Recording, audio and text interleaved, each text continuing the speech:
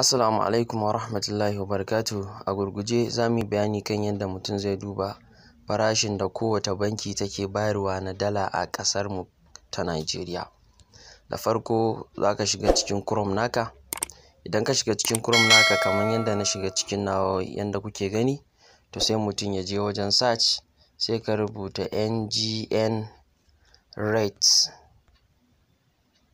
ngnrates.com. Gashi nan kamar yadda kuke gani ngnrates.com, kana rubutawa sai ka sanya go. Bar mu dawo farkon page ɗin ku gani, ko kuma bar mu bar shi a hakan ma ba matsala ba ne. Daga yadda ka shiga ngnrates.com, to gashi nan yana kan bank rates. Ga farashin da bankuna suke bayarwa na dala a ƙasar mu ta Najeriya. Kamar Access Bank suna ba da shi a naira 470, UBA suna bayarwa a 465, Sterling Bank gashi nan da nan wajen. Idan kun lura da nan wajen gashi nan yanda ake ba da farashin kowanne, ga Access 470, UBA 465, Sterling Bank 480, gashi nan Union Bank 414, ga Stanchart shi kuma suna ba da shi a 463. To menene fa'idan wannan abin da muke bayani a kai? Fa'idan shi shine, yanzu misali in kai ma'abocin Arbitrage ne, kamar misali za ka yi amfani da Pebis. Bari mu shiga mu gwada mu ga. Yanzu misali in kana so ka sayi USDT a cikin Pebis, da farko in ka shigo cikin Pebis haka, already ni na riga da na yi register, gashi nan za ku gani. To bana buƙatar sai na sake register, amma ga wanda su ba su taɓa amfani da shi ba, za mu sanya link a cikin description namu ta yanda za ka bi kai ma ka yi register kamar yadda mu ma muka yi insha Allahu. To misali yanzu za ka yi amfani da dala, gashi nan daga nan farko inda aka ce you spent, in kun lura a nan aka ce you spent, nan kuma you receive. Nan kenan abin da za ka kashe a nan, nan kuma abin da za ka samu kenan, abin da za ka siya shine a ƙasa. Nan abin da za ka kashe, wannan you spent, nan kuma abin da za ka yi receiving. To in ka shigo daga nan haka kamar yadda kuke ganin nan ga wani ɗan arrow, to sai mutum ya taɓa wannan arrow ɗin. In ka taɓa arrow nan daga nan gefe gashi nan credit card, bank transfer, Skrill, Neteller da dai makamantansu. Nan kuma gefe gashi nan Euro, GBP, USD. To mu za mu yi amfani da USD ne, sai ka taɓa kan USD ɗin. Idan ka taɓa USD ɗin nan kamar yadda na taɓa, to nan inda aka nuna BTC, Bitcoins kenan, to sai ka shige shi. Misali USDT kake so ka siya, sai mu sanya USDT a wajen search. Bari mu yi amfani da TRC20 sai mu taɓa. To yanzu misali kamar yadda banki kowane ATM cikin Visa card da Mastercard ake ba da 100 daman da za ka siya dala 100, to bari mu saka 100 ɗinmu a sama, sai mu ga to me za mu yi receiving na USDT. To kun gani in ka saka USDT 100 za ka yi receiving, in ka saka USD 100 kamar yadda kuke gani a nan a sama, to za ka yi receiving USDT 95. To the next thing me za ka yi, sai ka taɓa nan wajen gashi nan sai ka taɓa shi ka ce buy Theta. The next thing abin da za ka yi, bari mu jira ya buɗe mana. The next thing abin da za ka yi shine, to kaga suka ce your Theta TRC20 details, wato wallet ɗinka ake bukata kenan. Sai ka shiga cikin ko Binance kake bukata. Idan a Binance kake bukata ka yi receiving USDT 95 ɗinkan nan. Idan a Rogu ne, ya ga sunan dai su KuCoin da makamantansu, to sai ka je ciki. Misali ina da Binance, ina tsammanin bari in shiga cikin Binance ɗina, sai mu ga yaya abin zai kasance.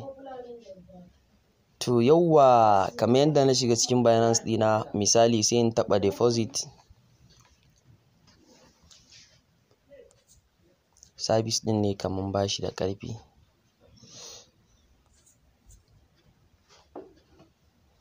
Mun taɓa deposit sai mu ce USDT. Idan muka ce USDT to dama da TRC20 ne gashi nan a farko. TRC20 da shi muke so mu yi amfani dama, to sai mu taɓa shi. Afwan, wannan ERC ne kuma TRC muke bukata. Bari in dawo baya. Gashi nan daga ƙasa TRC20. Gashi nan TRC20 sai mutum ya taɓa na Tron kenan. Sai ka yi kwafi na wannan link ɗin sai ka koma cikin Paybase naka. Idan ka koma cikin Paybase naka to ya dawo farko. Amma ba matsala. Ko ya dawo ma za mu ci gaba da yi ba tare da wani problem ba. Yauwa to gashi nan ma ya dawo yanda yake. Sai ka danne, in ka danne sai ka yi pasting. Kana yin pasting abu na gaba sai ka ce continue. Daga yanda ka ce continue to gashi nan sai ka sa a daidai nan wajen nan da ka sa card number naka. A nan za ka sa card number naka, nan ka sa expiring date. A bayan ATM ɗin kuma akwai wani abu da ake ce mishi CVV sai ka sa shi a nan wajen. Daga yanda ka saka waɗannan abubuwa, the next thing abin da za ka yi sai ka ce pay.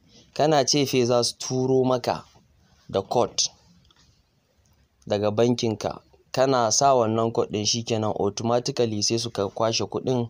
Idan sun kwashe sai su tura maka direct USDT ɗinka a cikin Binance. To kada ku mance USD 100 a baya da USD 100 muka saka. A nan mun sa USD 100 sai ba mu USDT 95. Gashi nan kamar yadda kuke gani USD 100 yana nuna mana USDT 95. To yanzu alal misali mu ce da UBA za mu yi amfani. Kamar yadda muka ga price ɗinsu UBA naira 465.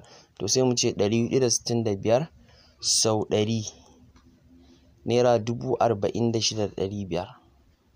46,500 shine kuɗin da za a cire daga cikin bankinmu.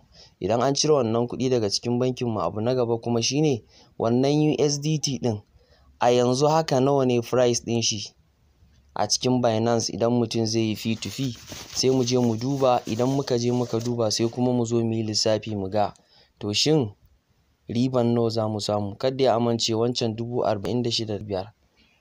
To bari mu duba USDT kuma a P2P farashin shi ya kai nawa. Bari ya buɗe sai mu duba mu ga yanda abin zai kasance. Yauwa sai mutum ya shiga wajen P2P trading kamar yadda na taɓa. To yaya farashin yake? Yauwa to gashi nan farashin 568, wani wurin kuma 568 da kobo 50. Gashi nan dai 568. To bari mu buga mu ga. Sai mu ce 568 sau 95 ya ba mu naira 53,960. Sai mu kwashe wannan naira 46,500 ɗin.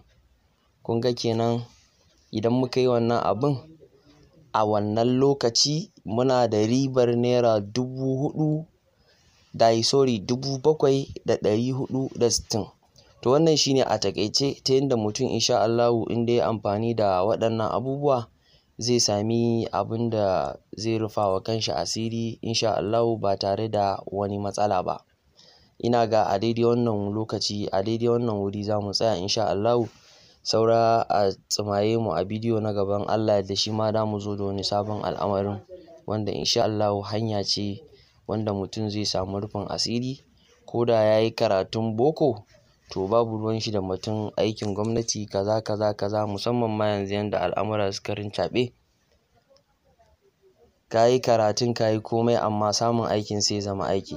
Sannan 'yan uwa kada a mance da Allah in yau ka fara ziyartar wannan channel namu ka danna mana subscribe kana ka danna mana ƙararrawa domin samun sabbin shirye-shiryenmu. Wassalamu alaikum wa rahmatullahi wa barakatuhu.